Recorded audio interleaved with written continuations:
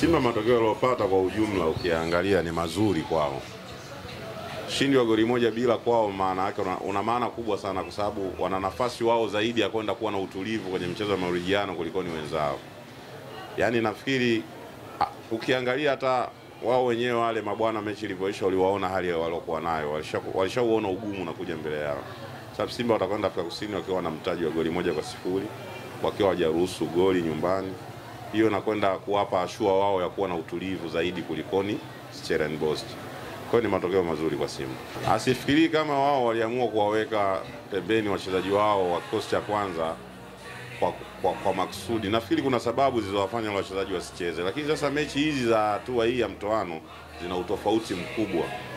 Yaani ni mechi ambazo zinazotaka matokeo zaidi, ni mechi za kimbinu, ni mechi za maelekezo.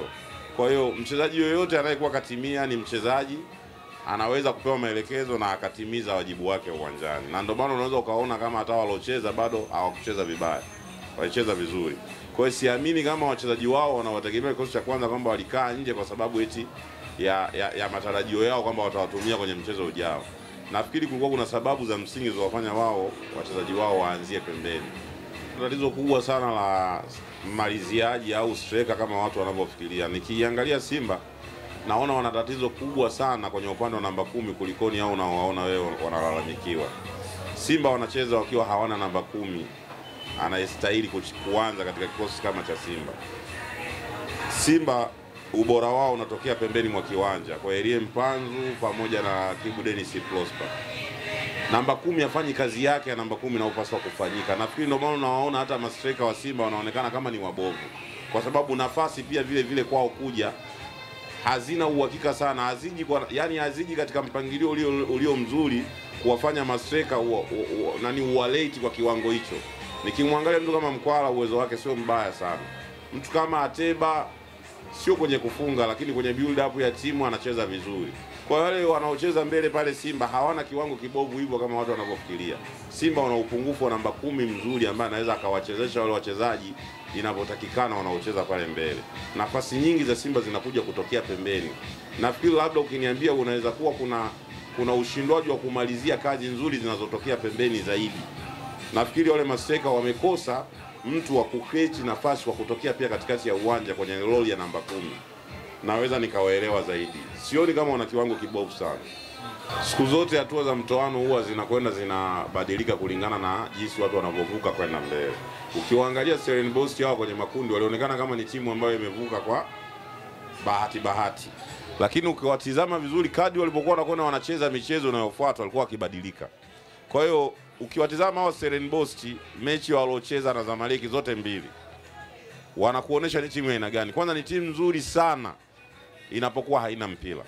Wanapoingia na mpango wao kazi wa kwanza kwenye kuzuia wanakuwa wazuri sana. Hata walipocheza na Zamalek walikuwa wavumilivu mno kiwanjani. Na kwa nini walipata matokeo? Zamalek walikosa mbinu sahihi za kuwafungua. Matokeo yake wakajikuta hata game ya marejiano pale Misri ikawapalia. Hata jana ukiangalia game ambayo imechezwa pale Amani Stadium Zanzibar. Hawa watu baada ya mechi kuisha 1-0, wakati watu wa Simba wanajilaumu kwa nini hawakufunga magoli mengi, ukiwatizama walionekana wakiwa na hofu. Kwa sababu sio wazuri wakiwa wanaingia na plani ya kuzuia na kushambulia. Ila ni wazuri wakiwa na plani ya kuzuia huku wakiwa hawana haraka, wanakusubiri wewe mechi kadi inavyoenda, wanajua utaenda unapoteza umakini kwa sababu utakuwa unatafuta ushindi zidi yao. Kisha na wao ndio wapate nafasi ya kufanya nini, ya kureact. Kwa hata mechi ya jana baada ya kuwa wanaondoka wakiwa wako nyuma, mechi ya marejiano imeshawaingizia hofu.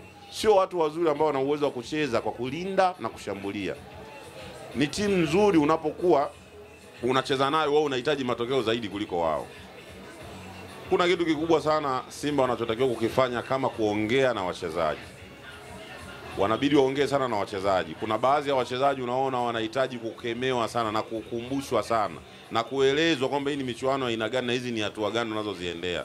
Kuna uzembe huko kwa Simba kwa upande wa wachezaji ambao unaonekana wazi na unajirudia. Kwa mfano ukiangalia upande wa kushoto wa uwanja wa Simba kwenye namba 3 anapocheza Mohamed Hussein, pana mapungufu hasa inapofika kipindi cha pili. Kuanzia dakika kama zote za kipindi cha pili umakini unapungua. alafu pia vile vile mtu anayeweza kumkava yeye anapokuwa anafanya makosa anakosekana. Wachezaji wote wanaocheza kati, mabeki wa kati wa Simba wanaonekana wana staili moja, alafu wote wana kasoro ya uzito wao ule unawafanya wakose ule uwezo wa kuwa wanakwenda kumfutia makosa beki wa pembeni anapokuwa kafanya makosa. Kwa hiyo kunahitajika sana benchi la ufundi pamoja na viongozi wa Simba waongee sana na wachezaji sana. Kwanza nafasi walizozipata pale Amani Zanzibar, huenda kule South Africa zisijirudie, zisiwe na uwingi huo. Maana yake waweze kutumia nafasi watakazozipata. Wachezaji wanaocheza safu ya ulinzi wa Simba wanatakiwa ni lazima waongee nao sana.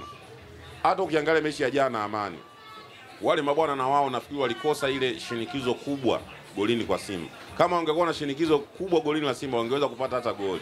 Kwa sababu unaona bado wale mabeki wakati wanaocheza wanafanana, wana uzembe, wana uzito. Wachezaji wanaocheza pembeni kidogo, Shomari Kapombe unamuona ana uwezo wa kulikava, anarudi anakava vizuri sehemu yake ya kulinda, anashambulia vizuri. Mohamed Hussein ana shida, anajikatia kipande, ana tabia kujikatia kipande, anakaa anajisahau. Anashindwa kuelewa kama wale wachezaji wanaocheza nao katikati sio wazuri kwenye kwenda kuziba nafasi. Matokeo yake ni kwamba unawapa wapinzani nafasi ya kuweza kushambulia kwa urahisi kupitia upande wao wa kulia ambao Simba unakuwa ni upande wetu wa kushoto. Mimi nafikiri ni hilo. Wanatakiwa kuongea sana na wachezaji, viongozi pamoja na benchi la ufundi.